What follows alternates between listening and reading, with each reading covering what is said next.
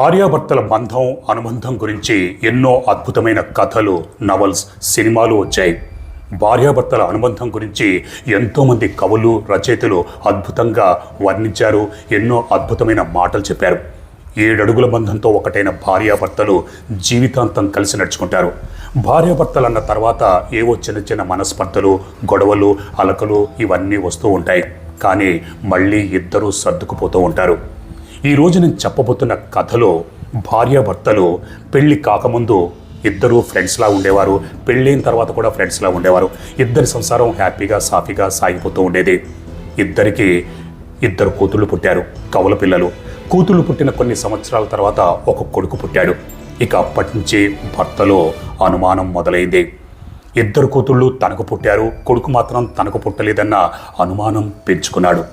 ఆ అనుమానం 2 హత్యలకు దారితీస్తుందని బహుశా ఎవ్వరూ ఊహించలేకపోయారు.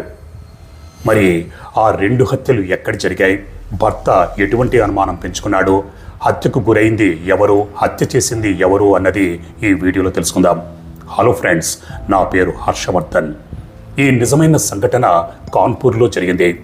అది 2026వ సంవత్సరం, అంటే ఇదే సంవత్సరం ఏప్రిల్ 19వ తారీఖు ఉదయం 4:25 అవుతుంది. కాన్పూర్లోని పోలీస్ కంట్రోల్ రూమ్కి ఒక వ్యక్తి కాల్ చేశాడు. పోలీసులు ఆ వ్యక్తితో, ఏంటి సార్, ఏంటి మీ ప్రాబ్లం అని అడిగితే, నా పేరు శశిరంజన్ మిశ్రా, నేను 2 హత్యలు చేశానని చెప్పడంతో పోలీసులు కొద్దిగా ఉలికిపడ్డారు. ఈ మధ్యకాలంలో ఎవరిని నమ్మాలో ఎవరిని నమ్మకూడదో తెలియదు, కానీ ఎన్నో హత్యలు జరుగుతున్నాయి. హత్య చేసిన తర్వాత పారిపోయేవారు కొందరైతే, మరికొంతమంది నేరుగా పోలీస్ స్టేషన్కి వచ్చి లొంగిపోతున్నారు. మరికొంతమంది పోలీసులకి కాల్ చేసి నేనే హత్య చేశానని చెప్తున్నారు. సరే, మీరు ఎక్కడి నుంచి మాట్లాడుతున్నారు అని అడిగితే, నేను నవోదయలోని ఒక అపార్ట్మెంట్లో గ్రౌండ్ ఫ్లోర్లో ఉంటున్నాను. 2 హత్యలు చేశాను. నేను ఎక్కడికి పారిపోలేదు, ఇంట్లోనే ఉన్నాను. డెడ్ బాడీలు కూడా నా పక్కనే ఉన్నాయి. కావాలంటే మీరు వచ్చి చూసుకోండి అని చెప్పడంతో పోలీసులు సరే అని ఫోన్ పెట్టేశారు. ఆ తర్వాత పోలీసులు నవోదయ కాలనీ పోలీస్ స్టేషన్కి కాల్ చేసి, మీరు వెంటనే పలానా అపార్ట్మెంట్కి వెళ్ళి అక్కడ ఒక వ్యక్తి కాల్ చేశాడు, నిజమా కాదా అన్నది తేల్చుకోండి అని పోలీసులు కంట్రోల్ రూమ్ వారు చెప్పారు. దాంతో నవోదయ పోలీసులు ఆ అపార్ట్మెంట్ దగ్గరికి వెళ్ళారు. గ్రౌండ్ ఫ్లోర్లోకి వెళ్ళి కాలింగ్ బెల్ కొట్టారు. ఒక మహిళ తలుపు తీసింది. అంత పొద్దున్నే ఎదురుగా పోలీసులు చూసేసరికి ఆ మహిళ కొద్దిగా కంగారు పడింది. ఏంటి, ఇంత పొద్దునే మీరెందుకు వచ్చారు, ఏం జరిగిందని అడిగితే, మీ ఇంట్లో నుంచి మాకు కాల్ వచ్చింది, మీ ఇంట్లో 2 మర్డర్లు జరిగాయి, 2 హత్యలు జరిగాయని చెప్పడంతో ఆ మహిళ ఆశ్చర్యపోతూ, నా ఇంట్లో 2 హత్యలు జరిగాయా, ఏం మాట్లాడుతున్నారు మీరు అంటే, మీ ఇంట్లో నుంచే మాకు కాల్ వచ్చిందంటే, నా ఇంట్లో నేను, నా భర్త, 3 పిల్లలు ఉంటాం, మరి మా ఇంట్లో 2 హత్యలు జరిగిందని మీకు ఎవరు ఫోన్ చేశారంటే పోలీసులు లోపలికి వచ్చారు. లోపల ఒక గది మూసుంటే ఆ గదిని నాక్ చేశారు. లోపల నుంచి తలుపు తీసుకుంటూ ఒక వ్యక్తి బయటకు వచ్చాడు. తన ఎదురుగా ఉన్న పోలీసులు చూసి, నా పేరే శశిరంజన్ మిశ్రా, నేనే మీకు కాల్ చేశాను, నేను 2 హత్యలు చేశాను, డెడ్ బాడీలు లోపల ఉన్నాయి, కావాలంటే వెళ్ళి చూసుకోండి అని చెప్పడంతో పోలీసులతో పాటు ఆ భార్య కూడా ఆ బెడ్రూమ్లోకి ప్రవేశించి అక్కడ కనిపించిన దృశ్యాన్ని చూసి ఒక్కసారిగా బిగ్గరగా అరుస్తూ, కేకలు వేస్తూ, ఏడుస్తూ కుప్పకూలిపోయింది. ఎందుకంటే హత్యకు గురైంది తన 2 కూతుళ్ళు, 11 సంవత్సరాలున్న తన 2 కూతుళ్ళు. హత్య చేసింది ఎవరో కాదు, తండ్రి శశిరంజన్ మిశ్రా. పోలీసులు ఆ 2 డెడ్ బాడీని స్వాధీనం చేసుకున్నారు. ఆ తర్వాత పోస్ట్మార్టం కోసం ప్రభుత్వాసుపత్రికి తరలించారు. ఆ తర్వాత పోలీసులు ఇల్లంతా పరిశీలిస్తే ఇంటి నిండా ప్రతి గదిలో సీసీ కెమెరాలు ఉండడం చూసి పోలీసులకు ఆశ్చర్యం వేసింది. ఇదేంటి, ఎవరైనా ఇంటి బయట సీసీ కెమెరాలు పెట్టుకుంటారు, ఇంటి లోపల ఒక గదిలో లేదా హాల్లో పెట్టుకుంటారు, అటువంటిది ప్రతి గదిలో కూడా సీసీ కెమెరాలు ఉంది కానీ పోలీసులు కూడా ఆశ్చర్యం వేసింది, అనుమానం వేసింది. ఆ తర్వాత ఎలాగో హంతకుడు ఇంట్లోనే ఉన్నాడు. దాంతో పోలీసులు శశిరంజన్ మిశ్రాని అదుపులోకి తీసుకున్నారు. పోలీస్ స్టేషన్కి తీసుకువెళ్లారు. హంతకుడు ఎదురుగానే ఉన్నాడు, తానే హత్య చేశానని చెబుతున్నాడు. దాంతో పోలీసులకి తమదైన శైలిలో ప్రశ్నించే అవకాశమే లేదు. కాకపోతే ఇక్కడ తన సొంత కూతుళ్ళని, అది కూడా 11 సంవత్సరాల వయసున్న 2 పసిపిల్లల్ని ఎందుకు అంత కర్కశంగా, దారుణంగా హత్య చేశాడన్నది తెలుసుకోవాలి. ఇదే క్వశ్చన్ పోలీసులు శశిరంజన్ మిశ్రాని అడిగితే శశిరంజన్ మిశ్రా జరిగిన కథంతా చెప్పాడు. శశిరంజన్ మిశ్రా స్వతహాగా బీహార్కి చెందినవాడు. ఉద్యోగం వెతుక్కుంటూ కాన్పూర్కి వచ్చాడు. శశిరంజన్ మిశ్రా మెడికల్ రిప్రజెంటేటివ్గా పనిచేసుకుంటూ ఉండేవాడు. మెడికల్ రిప్రజెంటేటివ్గా లేకపోతే సేల్స్ రిప్రజెంటేటివ్, వీళ్ళకి మంచి మాటల చాతుర్యం ఉండాలి. ఇక్కడ శశిరంజన్ మిశ్రా కూడా మంచి మాటకారి. అదే కాన్పూర్లో పశ్చిమ బెంగాల్లోని సిలిగురికి చెందిన రేష్మ ఒక బ్యూటీ పార్లర్లో పనిచేసుకుంటూ ఉండేది. శశిరంజన్ మిశ్రాకి ఒకరోజు రేష్మతో పరిచయం ఏర్పడింది. అసలే మంచి మాటకారి, తన మాటలతో రేష్మాని ఆకట్టుకున్నాడు. ఇద్దరూ ఫ్రెండ్స్ అయ్యారు. ఆ ఫ్రెండ్షిప్ కాస్త ప్రేమలోకి మారింది. ఇద్దరూ 4 సంవత్సరాల పాటు ప్రేమించుకున్నారు. ఇద్దరూ కలిసి సినిమాలకి, షికాలకి తిరిగారు. ఇద్దరికీ ఒకరంటే ఒకరు ఇష్టం ఏర్పడింది. ఇద్దరూ ఒకరిని విడిచి ఒకరు ఉండలేని పరిస్థితికి చేరుకున్నారు. ఇద్దరూ ఒకరిని ఒకరు అర్థం చేసుకున్నారు. దాంతో ఇద్దరూ పెళ్లి చేసుకోవాలనుకున్నారు. ఇక్కడ రేష్మ కుటుంబ సభ్యులు పెళ్లికి ఒప్పుకున్నారు, కానీ శశిరంజన్ మిశ్రా తల్లి మాత్రం ఒప్పుకోలేదు. దాంతో ఇద్దరూ రిజిస్టర్ మ్యారేజ్ 2014 సంవత్సరంలో చేసుకున్నారు. ఆ తర్వాత కాపురం మొదలుపెట్టారు. ఇద్దరి దాంపత్య జీవితం ఎంతో హ్యాపీగా, సాఫీగా సాగిపోతూ ఉండేది. 2016 సంవత్సరంలో వీళ్ళకి 2 కూతుళ్ళు పుట్టారు, కౌల పిల్లలు. ఇద్దరికి సిద్ధి, రిద్ధి అని పేర్లు పెట్టుకున్నారు.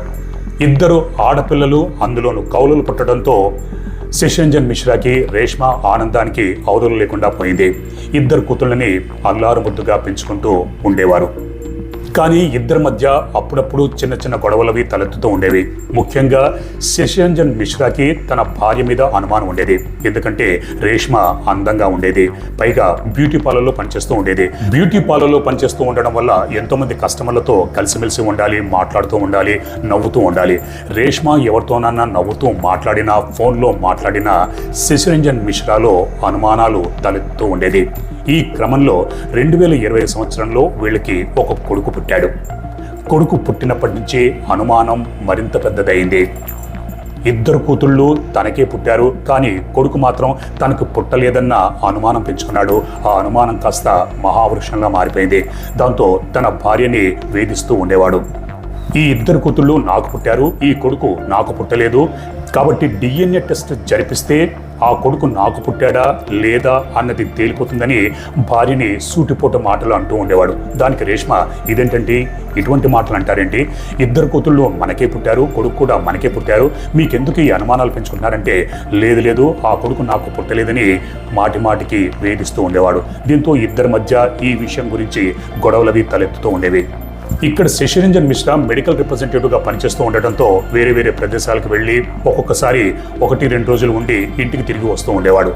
తాను లేనప్పుడు తన భార్య వేరొకరితో సంబంధం పెట్టుకుందా, తన ఇంటికి వేరే పురుషుడు ఏమైనా వస్తున్నాడా అన్న ఈ అనుమానాలు శశిరంజన్ మిశ్రాలో ఎక్కువ అయిపోతూ ఉండేవి. దాంతో ఇదే విషయం మీద తన భార్యతో గొడవది పడుతూ ఉండేవాడు.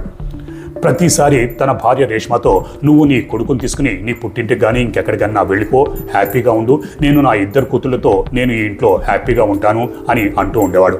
దానికి రేష్మ, ఇదేంటండి, నా 2 కూతుళ్ళని వదిలి నేను ఎక్కడికి వెళ్తాను, నేను ఎక్కడికి వెళ్ళను అని తన భర్తతో గొడవ పెట్టుకుంటూ ఉండేది. భార్యాభర్తలు ఇద్దరూ ఒకే ఇంట్లో ఉంటున్నా కూడా ఇద్దరూ వేరే వేరే గదిలో ఉండేవారు. శశిరంజన్ మిశ్రా తన 2 కూతుళ్ళతో ఒక గదిలో ఉంటే రేష్మ తన కొడుకుతో మరొక గదిలో ఉండేది. ఇద్దరూ మాట్లాడుకునేవారు కాదు, మాట్లాడుకుంటే అవి గొడవలకి దారితీసేది. ఈ క్రమంలో రేష్మ తన భర్త పెడుతున్న ఈ వేధింపులు అవి భరించలేక తన కొడుకుని తీసుకుని 3 సంవత్సరాల క్రితం పుట్టింటికి వెళ్ళింది. పుట్టింట్లో 9 నెలల పాటు ఉంది. ఆ తర్వాత మళ్ళీ భర్త దగ్గరికి వచ్చేసింది. వచ్చినప్పటి నుంచి శశిరంజన్ తన భార్య రేష్మాని వేధిస్తూనే ఉండేవాడు. మళ్ళీ ఎందుకు వచ్చావు, ఈ 2 కూతుళ్ళు నాకు పుట్టారు, నేను హ్యాపీగా ఉంటూ ఉండేవాడిని, హ్యాపీగా నా 2 కూతుళ్ళకి స్నానం చేయించి వాళ్ళకి తల దువ్వి వాళ్ళకి మంచి బట్టలేసి వాళ్ళకి స్కూల్కి పంపిస్తూ ఉండేవాడిని, అన్నీ నేనే చూసుకుంటున్నాను, ఇప్పుడు అనవసరంగా నువ్వు వచ్చావు, ఆ కొడుకు నా కొడుకు కాదు, DNA టెస్ట్ జరిపించమంటే జరిపించట్లేదని తన భార్యని సూటిపోటి మాటలు అంటూ ఉండేవాడు. ఈ క్రమంలో తన భార్య మీద అనుమానం ఎంతలా పెంచుకున్నాడంటే, తాను లేనప్పుడు తన ఇంటికి ఎవరైనా వస్తున్నారా లేకపోతే తన భార్య వేరొకరితో సంబంధం పెట్టుకుంటుందా అని కనిపెట్టడం కోసం ఒక్క బాత్రూమ్ను వదిలిపెట్టి ప్రతి గదిలో కూడా సీసీ కెమెరాలు ఏర్పాటు చేసేవాడు. ఆ సీసీ కెమెరాలని తన మొబైల్లో తాను ఎక్కడికి వెళ్ళినా ప్రతి క్షణం చూసుకుంటూ ఉండేవాడు. తన ఇంటికి ఎవరు వస్తున్నారు, తన భార్య ఎప్పుడు బయటికి వెళ్తుంది, ఎప్పుడు ఇంటికి వస్తుంది, ఇదంతా అనుక్షణం తన మొబైల్లో కనిపెట్టుకుంటూ ఉండేవాడు. ఇద్దరు ఒకే ఇంట్లో ఉన్న ఇద్దరికి మాటలు లేవు, ఇద్దరు కూడా వేరే వేరే గదుల్లో ఉండేవారు. ఈ క్రమంలో ఈ నెల 19వ తారీఖు రాత్రి శశిరంజన్ మిశ్రా ఆఫీస్ నుంచి ఇంటికి వచ్చేసరికి ఇద్దరు కూతుళ్ళు తల్లి తమ్ముడితో కలిసి టీవీ చూస్తున్నారు. అది చూసి కోపం పట్టలేని శశిరంజన్ మిశ్రా తన ఇద్దరు కూతుళ్ళ పైన కోపంతో కేకలు వేశాడు. మీరు ఆ రాక్షసి తల్లితో కలిసి టీవీ ఎందుకు చూస్తున్నారు? రోజు రోజుకి మీరు చెడిపోతున్నారు. మళ్ళీ ఇంకొకసారి టీవీ చూస్తూ కనిపించారంటే మీ తోలు ఒలిచేస్తానని అరవడంతో ఇద్దరు కూతుళ్ళు భయంతో బెడ్రూమ్లకు వెళ్ళిపోయారు. ఆ తర్వాత శశిరంజన్ కూడా తన బెడ్రూమ్లోకి వెళ్ళిపోయి తన కూతురుతో ఉన్నాడు. ఇక్కడ తల్లి కూడా తన కొడుకుని తీసుకుని తన గదిలోకి వెళ్ళిపోయింది. ఆ రోజు రాత్రి శశిరంజన్ మిశ్రా తన ఇద్దరు కూతుళ్ళకి పాలలో నిద్ర మాత్రలు కలిపి ఇచ్చాడు. అవి తాగిన ఇద్దరు పిల్లలు గాఢ నిద్రలో మునిగిపోయారు. శశిరంజన్ మిశ్రా ఆలోచిస్తూ కూర్చున్నాడు. అప్పటికే శశిరంజన్ మిశ్రాలో ఒక పథకం ఉంది. ఆ పథకంలో భాగంగా కత్తిని కొని ఆల్రెడీ తెచ్చిపెట్టుకున్నాడు. అర్ధరాత్రి 12 దాటిన తర్వాత గాఢ నిద్రపోతున్న తన కూతురు సిద్ధిని మొదట గొంతు పిసికి చంపేశాడు. కానీ ఆ తర్వాత చనిపోయిందా లేదా అన్న అనుమానం కలిగింది. తాను కొని తెచ్చిన కత్తితో గొంతు మీద బలంగా ఘాటు పెట్టి కోసి హత్య చేశాడు.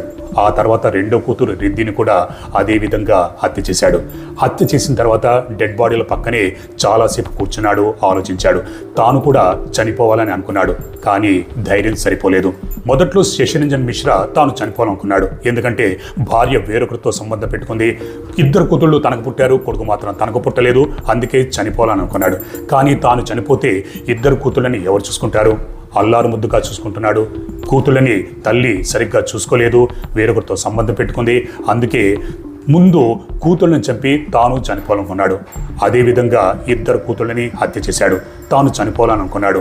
తన భార్యని కొడుకుని కూడా చంపాలని ఆలోచించాడు. కానీ ధైర్యం సరిపోలేదు. తాను చనిపోవడం కూడా ధైర్యం సరిపోలేదు. బాగా ఆలోచించాడు.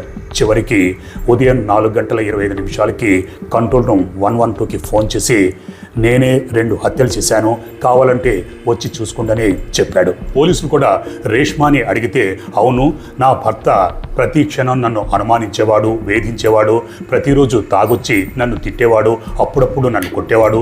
ఇద్దరు కూతుళ్ళు నాకు పుట్టారు, కానీ కొడుకు మాత్రం నాకు పుట్టలేదు. DNA టెస్ట్ జరిపిస్తే కొడుకు నాకు పుట్టాడో కాదో అన్న సంగతి తెలుస్తుందని ప్రతి క్షణం నన్ను వేధిస్తూ ఉండేవాడు. కూతుళ్ళు కొడుకు నాకే పుట్టారు, నా భర్త వల్లే పుట్టారు. అయినా సరే నా భర్తలో ఈ అనుమానం రోజు రోజుకి ఎక్కువైపోతూ ఉండేది. నా కొడుకుని తీసుకుని పుట్టింటికి కానీ మరెక్కడికైనా వెళ్ళిపోమని అంటూ ఉండేవాడు. నేను నా కూతుళ్ళతో ఉంటాను, నువ్వు ఇంటి నుంచి వెళ్ళిపో అని ప్రతి క్షణం అంటూ ఉండేవాడు. రీసెంట్గా నా కూతుళ్ళ మీద కూడా కోపంతో కేకలు వేశాడు. ఈ అనుమానంతో నా ఇద్దరు కూతుళ్ళని ఇంత దారుణంగా హత్య చేస్తాడని నేను ఎప్పుడూ ఊహించలేదు. ఇటువంటి దుర్మార్గుడికి ఉరిశిక్ష పడాలి అని రేష్మా పోలీసులతో చెప్పింది. ప్రస్తుతానికి శశిరంజన్ మిశ్రా జ్యుడిషియల్ కస్టడీలో ఉన్నాడు. పోలీసులు ఇంకా ఇన్వెస్టిగేషన్ కొనసాగిస్తున్నారు. ఏది ఏమైనప్పటికీ భార్యాభర్తల అనుబంధం చాలా గొప్పది. ఇద్దరి మధ్య అప్పుడప్పుడు చిన్న చిన్న గొడవలు, అలకలు ఇవన్నీ చాలా సహజం. కానీ ఎప్పటికప్పుడు వాటిని సర్దుకుపోతూ ఉండాలి, కలిసిపోతూ ఉండాలి. కానీ వాటిని పెద్దవిగా చేసుకుంటే చిలికి గాలివానగా మారినట్టు అవి పెద్దదైపోతే ఇద్దరి మధ్య దూరం పెరిగిపోతుంది. అది ఎప్పటికీ దగ్గర కాదు. పైగా అనుమానం అనే జబ్బుకి మందు లేదు. అనుమానాన్ని మొగ్గలనే తుంచేయాలి, లేకపోతే అది పెరిగి మహావృక్షంగా మారిపోతుంది. దాన్ని పెకలించడం సాధ్యం కాదు. ఎంతోమంది భార్యాభర్తల మధ్య ఈ అనుమానం అనే విషవృక్షం పెరిగి పెద్దదై హత్యలకి దారితీసిన ఉదంతాలు గతంలో ఎన్నో జరిగాయి. కాబట్టి అనుమానం అనే దాన్ని మొగ్గలోనే తుంచేయాలి. ఒకవేళ అనుమానం ఉంటే దాన్ని నివృత్తి చేసుకోవాలి, పరిష్కార మార్గాల కోసం వెతకాలి. అంతే తప్పితే హత్యలు చేసుకుంటూ పోతే అది పరిష్కార మార్గం కాదు. ఇక్కడ పిల్లలు చేసిన తప్పేంటి? ఈ మధ్యకాలంలో సమాజంలో ఎంతోమంది భర్తలు తాము ఒక రాంగ్ స్టెప్ తీసుకోవడమే కాకుండా పిల్లల్ని కూడా దానికి బలి చేస్తున్నారు. ఇక్కడ ఈ 11 సంవత్సరాల ఇద్దరు పసిపిల్లలు, ఆడపిల్లలు, కౌల పిల్లలు, వాళ్ళ తప్పేంటి? వాళ్ళు చేసిన పాపం ఏంటి? ఈ తల్లిదండ్రుల కడుపున పుట్టడం వాళ్ళు చేసుకున్న పాపమా? పాపం 11 సంవత్సరాల వయసు, ఎంతో భవిష్యత్తు ఉంది. తండ్రి అంటే కంటికి రెప్పలా కాపాడుకుంటాడు. తండ్రి తమకి ధైర్యంలా తమ వెన్నంటి ఉంటాడని ఆ ఇద్దరు కవల పిల్లలు అనుకుంటూ ఉంటే తండ్రే తమ పాలిట యముళ్లా మారతాడని, యమపాసంలా మారతాడని, ఇంత కర్కశంగా దారుణంగా గొంతు కోసి హత్య చేస్తాడని పాపం ఆ పసిపిల్లలు కలలో కూడా ఊహించి ఉండరు. ఇలా ఎంతోమంది తల్లిదండ్రులు దారుణమైన నిర్ణయాలు తీసుకుంటూ దానికి పసిపిల్లల్ని బలి చేస్తూ ఉండటం ఈ మధ్యకాలంలో ఎక్కువగా జరుగుతున్న సంగతి మీకందరికీ తెలిసే ఉంటుంది. కాబట్టి అనుమానం ఉంటే నివృత్తి చేసుకోవాలి, దాన్ని పెంచి పోషించకూడదు, ఏవైనా సమస్యలుంటే పరిష్కరించుకోవాలి, అంతే తప్పితే ఇటువంటి దారుణ నిర్ణయాలకి ఒడిగట్టకూడదు. ఇక్కడ ఒక తండ్రి 2 కూతుళ్ళని బలి తీసుకున్నాడు. ఇప్పుడు జీవితాంతం జైల్లో ఉంటాడు. కాకపోతే ఇది రేరెస్ట్ ఆఫ్ రేర్ కేసు కింద కోర్టు పరిగణిస్తే ఉరి శిక్ష అదృష్టం బాగుంటే పడుతుంది. మరి అటువంటి కర్కశమైన తండ్రికి ఎటువంటి శిక్ష పడాలని మీరు కోరుకుంటున్నారో కామెంట్స్ రూపంలో నాకు తెలియజేయండి. మరో నిజమైన క్రైమ్ స్టోరీతో నేను మళ్ళీ మీ ముందుంటాను. అప్పటిదాకా మీరు మీ కుటుంబ సభ్యులు క్షేమంగా, సురక్షితంగా, అప్రమత్తంగా ఉండాలని కోరుకుంటూ మీ హర్షవర్ధన్.